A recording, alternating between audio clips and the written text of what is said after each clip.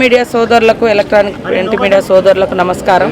అదేవిధంగా నాతో పాటు దైవ దర్శనంలో పాల్గొన్న మా సోదరుడు ఆది సీనన్న గారికి, మిగతా మరి ఎండోమెంట్ అధికారులకు అందరికీ కూడా పేరు పేరున హృదయపూర్వక నమస్కారాలు. మొదటి నుంచి కూడా చిన్నతనం నుంచి కూడా మరి రాజరాజేశ్వర దేవునికి వచ్చి కుటుంబ సమేతంగా మొక్కులు చెల్లించుకోవడం అనేది మాకు ఆనవాయితీగా వస్తుంది. తెలంగాణ ప్రాంత ప్రజలందరూ కూడా ముఖ్యంగా మన వేములవాడ రాజన్నను మొక్కుకోవడము, మొక్కులు చెల్లించుకోవడము కుటుంబాల ఇలవేల్పులుగా భావిస్తూ ఉంటారు. అదేవిధంగా మాకు ముఖ్యంగా ఒక ఆదివాసీ కుటుంబం నుంచి వచ్చిన మాకు ఎప్పుడైనా కూడా జాతరకు ముందు మరి ఇక్కడ మొక్కులు చెల్లించుకోవడం అనేది మాకు ఆనవాయితీగా ఉంది. సమ్మక్క సారలమ్మకు వెళ్ళే ముందు, ఆ జాతర నిర్వహణకు ముందు ఇక్కడ మా తల్లిదండ్రులు ప్రతి జాతరకు ముందు వచ్చి మొక్కుకుంటూ ఉంటారు. ఈ యొక్క నా దైవ దర్శనం కూడా మా తల్లిదండ్రులతోటి, నా కుటుంబ సభ్యులతోటి మరి రేపు ఫిబ్రవరి 21 నుంచి కూడా మా మనందరి ఇష్టదైవం ఇలవేల్పులుగా ఉన్నటువంటి తల్లులు సమ్మక్క సారలమ్మ జాతర కూడా ఉంది కాబట్టి మరి జాతరకు ముందు ఇక్కడికి వచ్చి మొక్కుకోవడం అనేది ఆనవాయితీగా ఉన్నది. ఆ క్రమంలోనే ఈరోజు మేము ఇక్కడికి రావడం జరిగింది. అదేవిధంగా మనము తెలంగాణ ప్రభుత్వం, మన రాష్ట్రము, మన ప్రభుత్వము ఏర్పడితే చాలా బ్రహ్మాండంగా రాజరాజేశ్వర ఆలయం అభివృద్ధి చెందుతుంది అనుకున్నాము. కానీ మరి ఇక్కడ నుంచి ప్రాతినిధ్యం వహించినటువంటి గత ముఖ్యమంత్రి గారు కూడా పెద్దగా దృష్టి పెట్టినటువంటి అవకాశం లేదు. ఖచ్చితంగా మాది సీనన్న గారు చాలా రోజుల తర్వాత వారు ఎమ్మెల్యేగా అయినరు. వారు కూడా ప్రత్యేకంగా తపన పడుతున్నారు. నాకు అనేక సార్లు కూడా మా దృష్టికి తీసుకొచ్చారు. తొందరలోనే సీఎం రేవంత్ రెడ్డి గారి ఆధ్వర్యంలో మీటింగ్ ఏర్పాటు చేసి ఈ యొక్క టెంపుల్కి సంబంధించినటువంటి, ఈ ప్రాంగణానికి సంబంధించినటువంటి అభివృద్ధి నిధులు, ఎందుకంటే మన పూర్వీకులు ఇచ్చినటువంటి గొప్ప విశ్వాసం కలిగినటువంటి దేవుడు మరి ఇక్కడ ఈ ప్రాంతంలో మనకు ఇటు రాజరాజేశ్వర ఆలయం, మనం ఎక్కడెక్కడో పోవడం కాకుండా మన ప్రాంత ప్రజలు, మన తాతలు ముత్తాతలు మొక్కుకుంటూ వచ్చినటువంటి గొప్ప దైవాన్ని మనం భవిష్యత్ తరాలకు కూడా అందించాల్సిన అవసరం ఉంది.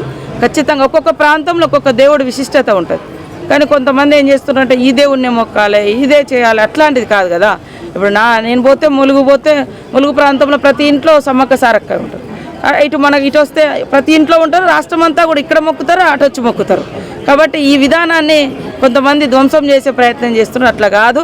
మన ఇష్ట దైవాలు, మన పూర్వీకులు ఇచ్చినటువంటి దేవులు, వాళ్ళ ఆ యొక్క గొప్పతనాన్ని కూడా మనం కాపాడుకుంటూ ఈ ఆచారాలు, సాంప్రదాయాలను కూడా భవిష్యత్ తరాలకు అందించే విధంగా, ఈ యొక్క దేవుళ్ళ యొక్క గొప్పతనం, విశిష్టత భవిష్యత్ తరాలకు అందే విధంగా కూడా మరి అభివృద్ధి జరగాలి, చరిత్రను నిలపాల్సిన అవసరం ఉంది.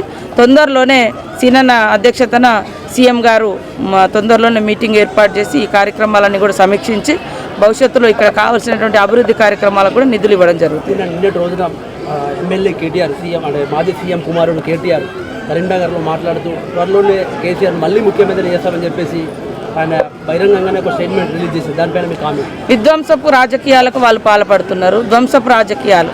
ప్రజాస్వామికంగా మమ్మల్ని 65 మందిని ప్రతిపక్షంతో కలిసి సఫిషియెంట్ నెంబర్ ఇచ్చారు అసెంబ్లీకి కావాల్సింది. అంటే ఎంతసేపు కూలుస్తాం అంటే అధికారం లేకుంటే వాళ్ళు ఒక్కరోజు కూడా బతకలేకపోతున్నారు అనడానికి ఇది ఒక నిదర్శనం. అంటే ముఖ్యమంత్రి గారు అధికారం ఉంటే తప్ప బయటికి ప్రజలకు, అంటే గతంలో ఆయన కేసీఆర్ గారు ముఖ్యమంత్రిగా ఉంటే తప్ప బయటికి రాడు అనేది వాళ్ళు గత 9 సంవత్సరాలుగా గడిలలో ఉండి పరిపాలించారు. ఇప్పుడు కూడా అధికారం లేదు కాబట్టి కనీసము అసెంబ్లీకి వచ్చి వారు ఎమ్మెల్యేగా కూడా ప్రమాణం చేయలేకపోతున్నారు. అంటే ప్రజాస్వామ్యాన్ని ఎడి తీసుకుపోతున్నారు. రాష్ట్ర ప్రజలు ఆలోచించాలి. అంటే అక్రమంగా దొడ్డదారులు ఏదో ముఖ్యమంత్రులు అవుతామని ప్రజలు ఇచ్చిన మ్యాండేట్ మాకు. దాన్ని అట్లా మాట్లాడడం అనేది కొద్దిగా మైండ్ ఉండాలి, మెదడు ఉండాలి. వాళ్ళ కాంగ్రెస్ పార్టీకి కేవలం సానుభూతి తప్ప మరి ఏం లేదు. వాళ్ళ అభివృద్ధి చూసి మాత్రం ఓటే లేదు. కొద్ది ఓట్ల శాతం తేడా ఉందని చెప్పేసి ఆయన పదే ఎక్కడికి వెళ్ళి అదే మాటలు చెప్తూ ఉంటారు. అదే అంటానే వాళ్ళు 63 తోటే గెలిచారు కదా. ఫస్ట్లో 63 సీట్లే. వాళ్ళకంటే 1 సీటుతో మేము 2 సీట్లతో మేము అదనంగా ఉన్నాం. మరి అదే అంటున్నా, ఇంత నీచపు కుళ్ళు రాజకీయాలు ఎందుకు? ప్రజలు ఇష్టంతో గెలిపిస్తారు కాబట్టి వాళ్ళు చేసే అటువంటి ఈ దుర్మార్గపు ప్రయత్నాలను తిప్పికొట్టే ప్రజలు మా పక్షాన 60 నెంబర్ మాది 65 సఫిషియెంట్ నెంబర్ ఇచ్చారు. ఇంకా దాంట్లో ఏముంటుంది? మీలాంటి వాళ్ళు అర్థం చేసుకోవాలి. ఎందుకు ఈ కుహాలము, ఈ కుతూహలము, ఈ దుర్బుద్ధి ఎందుకు పుడుతుంది మీకు? ఈ దేవుళ్ళే వాళ్ళకు పనిష్మెంట్ ఇచ్చారు, ఇంకా ఇస్తారు కూడా. ఇంకోటి, సోషల్ మీడియానే మాకు కీలకంగా పనిచేయాలి. సోషల్ మీడియా ద్వారా కాంగ్రెస్ ప్రభుత్వం బదనం చేయాలని చెప్పేసి ఆయన ఇండైరెక్ట్లో డైరెక్ట్లో ఆయన అఫీషియల్గానే స్టేట్మెంట్ ఇస్తారు. సోషల్ మీడియానే వాడుకుందాం ఎక్కువ శాతం అని చెప్పేసి. అంటే సోషల్ మీడియాలో కూడా ఎవరో ఒకరిద్దరు తప్పుడు కూతలు కూస్తే ప్రజలు అర్థం చేసుకుంటారు. కానీ చేసిన పనిని సోషల్ మీడియాలో పెట్టుకుంటే అది ఫ్యాక్ట్ కనబడుతుంది. నేను లేని మాట అన్నాను అనుకో, నేను అన్నది తప్ప రైట్ అని ప్రజలు ఆలోచిస్తారు. కొద్దిసేపు కన్ఫ్యూజన్ ఉంటారు కావచ్చు, కన్ఫ్యూజ్ చేస్తారు కావచ్చు. జనరల్గా జరిగిన యాక్ట్ను పనిని ప్రజల ముందు పెడితే ప్రజలు అర్థం చేసుకుంటారు. లేనిది కల్పించి చెప్తే వాళ్ళు ఎట్లయితే పని చేయరో అట్లాంటి పరిస్థితి అయితే వాళ్ళు అట్లాంటి ప్రయత్నమే చేసారు గతంలో.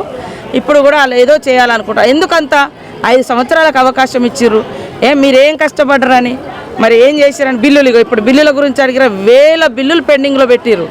ఎవరికి జీతాలు కూడా ఇవ్వలేదు, బిల్లులు ఇవ్వలేదు. వాళ్ళకి నచ్చిన పని చేసుకున్నారు. ప్రజలకు నచ్చిన పని చేయలేదు కాబట్టి ప్రజలు వాళ్ళని ఇంటికి పంపారు. మేము మంచిగా చేయనప్పుడు మమ్మల్ని పంపుతారు. మీరెందుకు దొడ్డదారిన రావాలి, దొంగ వ్యవహారాలు ఎందుకు అని అంటున్నా. ఫైనల్గా కేటీఆర్కు మీరు ఏం చెప్పదలుచుకున్నారు? బుద్ధిగా పనిచేయి, ప్రతిపక్షంగా నీకు ప్రతిపక్ష హోదా ఇచ్చారు, ప్రతిపక్షంగా పనిచేయి, నిర్మాణాత్మక ప్రతిపక్షంగా ఉండండి.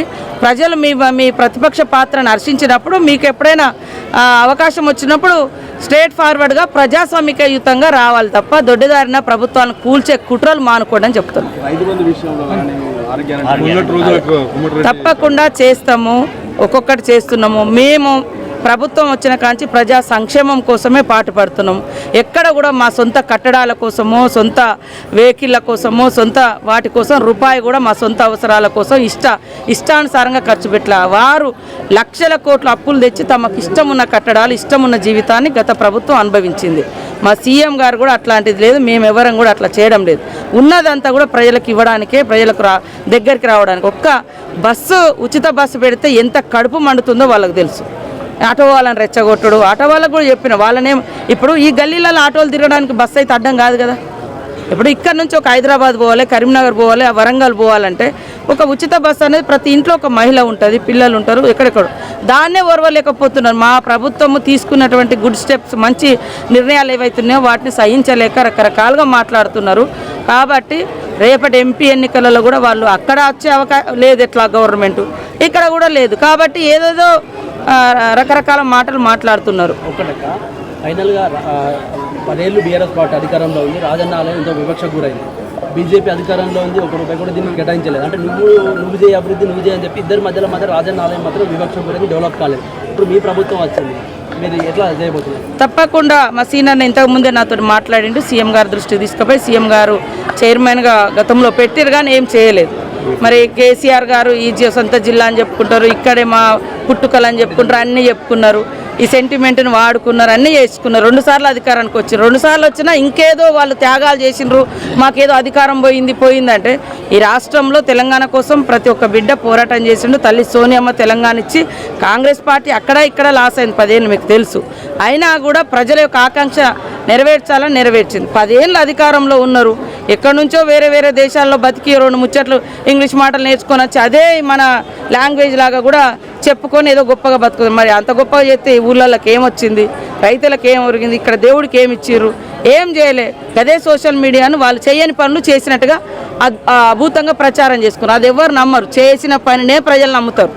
సోషల్ మీడియా వేదికగానే వాడుకోవాలంటే నేను చేసిన పనినే నేను చూపిస్తా, కానీ చేయనట్టుగా వాళ్ళు అభూత కల్పనలు చేశారు కాబట్టి ప్రజలు అర్థం చేసుకున్నారు. 10 ఏళ్లలో పక్కకు పంపించారు. మేము ఖచ్చితంగా అభివృద్ధికి కట్టుబడి ఉన్నాం. దేవాలయాల అభివృద్ధికి, మన ప్రాంత దేవుళ్లను, మన ప్రాంత దేవుళ్ళ యొక్క విశిష్టతను, గొప్పతనాన్ని భవిష్యత్ తరాలకు కూడా అందించాల్సిన బాధ్యత ఉంది. అంటే హిందుత్వంతో ముందుకెళ్తుంది. తెలంగాణలో దక్షిణ కాశీ అంటారు, అతిపెద్ద పుణ్యక్షేత్రం. ఇక్కడ భక్తులు ఎక్కువ వస్తారు, ప్లస్ ఆదాయం ఎక్కువ ఉంటుంది. బీజేపీ ప్రభుత్వం కూడా ఇక్కడ ఏం చేయలేదు. దాని మీద ప్రభుత్వానికి ఏం చెప్తున్నారు? ఖచ్చితంగా అదే అంటున్నా. ఒక్కొక్క ప్రాంతంలో ఒక్కొక్క దేవుడు యొక్క గొప్పతనం ఇవన్నీ స్మార్ట్ చేసి ఒక దేవుడు కానే, ఒక ప్రాంతం కానే అని వాళ్ళు ఒక దిక్కుపోతున్నారు. మేము ఎక్కడైతే ఆ ప్రాంత ప్రజల యొక్క విశ్వాసం, నమ్మకం ఉంటుందో ఆ యొక్క గొప్పతనాన్ని కాపాడుకుంటూ భవిష్యత్ తరాలకు అందియాలి. ఏ ప్రాంతంలో ఇప్పుడు నాకు ఇష్టదైవం సమ్మక్క సారలమ్మ, తర్వాత మా తల్లిదండ్రులు ఇక్కడికి వచ్చిన తర్వాత అడిగి పోతూ ఉంటాం. అంటే 2 దేవుళ్ళతో ఉంటుంది. ఇక మరి ఇంకొక అడిగి పోయి ఇప్పుడు మనకు కూడా మొదటి నుంచి కూడా రాముడు, సీత, లక్ష్మణుడు మనము భద్రాచలంలో కొలువుదీరు. అసలు తలంబ్రాలు అనేది వాళ్ళ కళ్యాణం రోజు మనం చేస్తాం. ఎటు పోతున్నారు అనేది మీరు అర్థం చేసుకోండి. నేను ఇక దాని గురించి మాట్లాడలేను.